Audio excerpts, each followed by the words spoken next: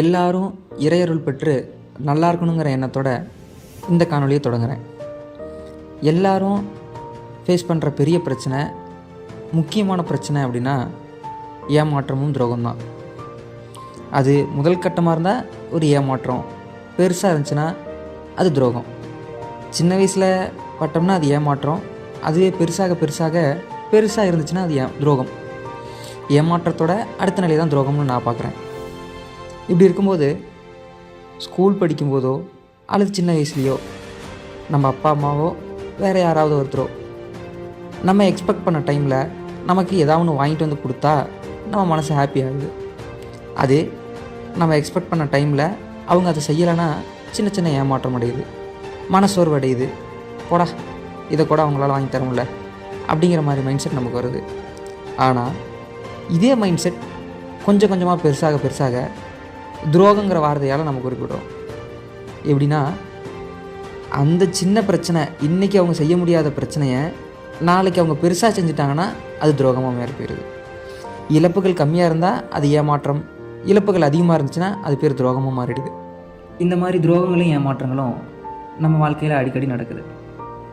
அதில் சில விஷயங்கள் எதிர்பாராத விதமாகவும் சில விஷயங்கள் கூடவே இருக்கிறவங்களாலேயும் நடக்குது. எதிர்பாராத விதமாக நடக்கிறத நம்ம அவ்வளோ சீக்கிரம் தடுக்க முடியாது. ஆனால் நம்ம கூடவே இருந்து பண்ணுறவங்ககிட்டேருந்து நெக்ஸ்ட் டைம் தப்பிக்கலாம் கொஞ்சம் புத்திசாலித்தனமாக யோசிச்சா. இதெல்லாம் ஒரு பக்கம் கட்டும், அது இயல்பு. ஆனால் நாம் எத்தனை பேர்த்துக்கு துரோகியாக இருந்திருக்கோம், எத்தனை பேர்த்துக்கு நம்பிக்கை துரோகம் பண்ணியிருக்கோம், எத்தனை பேர்த்துக்கு ஏமாற்றத்தை கொடுத்துருக்கோம் அப்படிங்கிறது தான் கொஞ்சம் டீட்டெயிலாக பார்க்கணும். நாம் மட்டும்தான் அந்த ஏமாற்றத்தையும் துரோகத்தையும் செஞ்சுக்கிறோமா அப்படின்னு கேட்டால் நான் இல்லைன்னு தான் சொல்லுவேன். நம்மளாலையும் மற்றவங்களுக்கு ஏமாற்றத்தையும் துரோகத்தையும் கொடுத்துட்டு தான் இருக்கும் தினம். நம்ம ஃப்ரெண்ட்ஸாக இருக்கட்டும், ஃபேமிலியாக இருக்கட்டும், அல்லது வேலை பண்ணுற இடமா இருக்கட்டும், நம்ம பார்ட்னர்ட்டியாக கூட இருக்கட்டும், எல்லாத்துக்கும் ஏதோ ஒரு விதத்தில் சின்ன சின்ன ஏமாற்றங்களை தினம் கொடுத்துட்டு தான் இருக்கோம். இந்த 5 நிமிஷத்தில் கால் பண்ணுறேன்னு சொல்லிட்டு கூப்பிடுவோம். ஆனால் 5-6 நாள் ஆனாலும் அதை நினச்சி பார்க்க மாட்டோம், மறந்துடுவோம். அதுவும் ஒரு ஏமாற்றம் தான். அதான் 2 நிமிஷத்தில் வரமா அப்படின்னு சொல்லிட்டு வெளியே கிளம்புவோம் வீட்டிலேருந்து. ஆனால் 2-3 மணி நேரம் ஆனாலும் வீட்டில் ஃபோன் பண்ணி இன்ஃபார்ம் பண்ண மாட்டோம். அதுவும் பெற்றவங்களுக்கு கொடுக்குற ஒரு ஏமாற்றம் தான். சார், இந்த ஒர்க் ஒன்றையும் கொஞ்சம் பண்ணி கொடுங்கன்னு சொல்லி கேட்போம். அதே மாதிரி அவங்களுக்கு அந்த சுச்சுவேஷன்ஸ் அமைஞ்சதுன்னா நம்மளால் பண்ண முடியாத சுச்சுவேஷன்ஸ் நமக்கு அமையும்.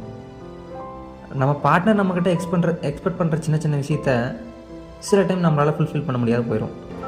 அதுவும் ஏமாற்றம் தான். இந்த மாதிரி நாம்ளும் நிறைய பேர்த்த நமக்கே தெரியாமல் ஏமாற்றிட்டுருக்கோம்.